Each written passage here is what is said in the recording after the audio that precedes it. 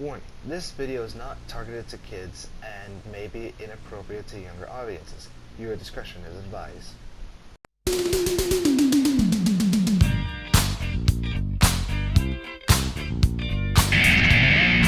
Hello, dudes and dudettes. It's your favorite GamerX17 here, and I am back once again for another Subnautica Let's Explore. Now today, as terrifying as this void may seem, we're practically safe because we're just at the entrance of the Grand Reef. Anywho, today, of course, as the title suggests, we will be exploring the official floating island. Not the underwater floating island, no. This time we will be discovering, sailing, what? No, we will be observing and exploring the official floating island as soon as it turns today. That would be quite useful. And also when I get my bearings straight.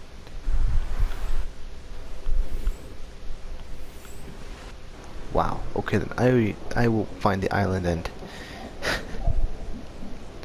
or maybe I'll just wait till day, because wow, it is difficult to see. Yeah, I think I'll just wait till day. I will be right back. Alrighty, and now it's finally day, and the island was literally just in front of us. Anywho, now then, the official floating island as an entire biome of itself, for obvious reasons, is, of course, as the name suggests, a floating island. Now, why is it floating? Well, much similar to the underwater floating islands, it has, of course, the ancient floaters. If they spawn in, there they are.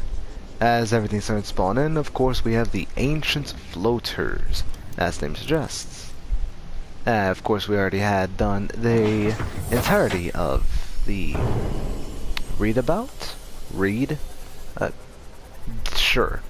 read. We've done an entire video reading over a bunch of things. One of them, of course, was the ancient floaters. Now then, while we finally get a breath of fresh air, it's been a while since we've been on an island, and this will be the multiple energy signatures on the island's surface. last time we're on the surface, most likely. Now, this island contains a abundance of vegetation, one of them being the Ming plant, which was also read beforehand, with its own little plant source, which is only just to grow it. Other than that, though, you can't really do much with it. What's it called? It also has, of course, the bulbo tree, which is also just for growing stuff.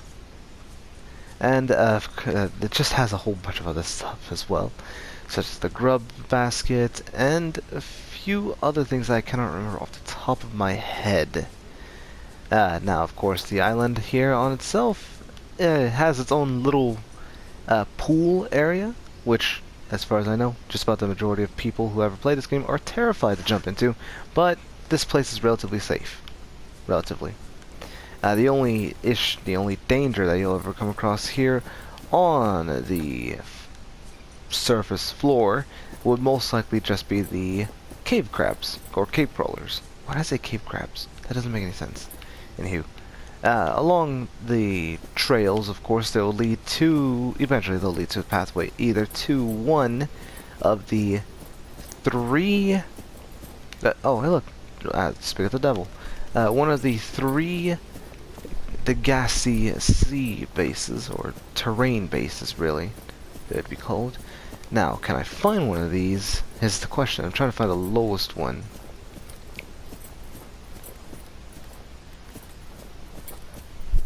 Because the lowest one actually contains, if I'm not mistaken, the farming area, which is very, very useful, because it also has lantern fruit as one of the things, and an abundance of lore-based things, such as what happened to the Degassi, including some of the other useful materials, such as, of course, buildings, the purple tablet, and a few other upgrades, if I'm not mistaken, including the exterior grill bed, which also has the small marble melon and Chinese potato plant.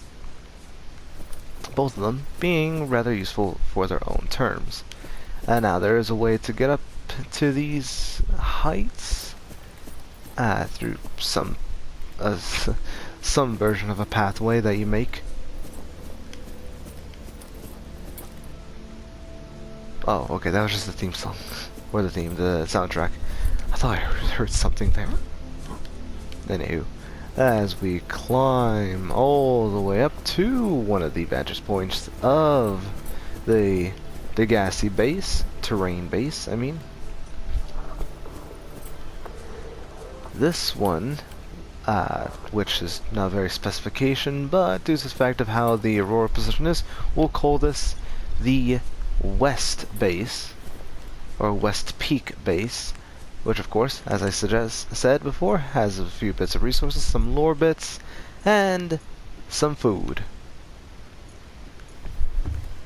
Oh, and an observatory as well, in case you didn't get it from the other one. Now then, all the way, oh yeah, I could just jump. Because I'm creative. Yay. Anywho, as I was saying beforehand, the other one actually contains, not similar to the same one as the West Peak, but East Peak Base. Yeah, we can call it that, I guess. Oh, I can't jump. I can't cheat my game right now? How dare you? Oh, wait, no. There we go. Don't do that in survival. There we go. In East Peak Base, yeah, sure.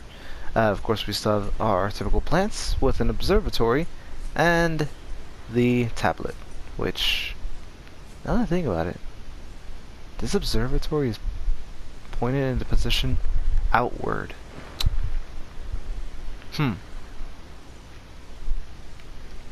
That's a little... that's a little scary. Did I just phase through this? Yeah, so apparently you can phase through doors as well, while we're at it. But yeah, that's kind of what this island has to offer. Of course, it's has very little problems with that. It has abundance of resources, such as the outcrops themselves, the food itself, the lore bits, the salvage materials that you can pick up, and actual natural generated or somewhat generated resources such as titanium and a few other bits that I cannot remember off the top of my head. Alrighty then, I finally found a cave. So it wasn't actually that far whatsoever. In fact, the pool or lake area thing is right there. My Seamoth was there, which was the same pathway I took. It's literally just right here. So yeah, finally found the thing I was looking for. This thing. This thing has... Okay then.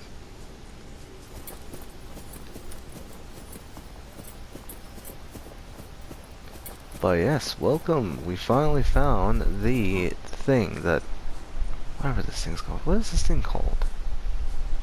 The, teleporter. Archway? Yeah, that thing. That's what it's called. The archway thing. I can't remember what it's called. Oh well. But yeah, that should now be just about it. If I'm not mistaken.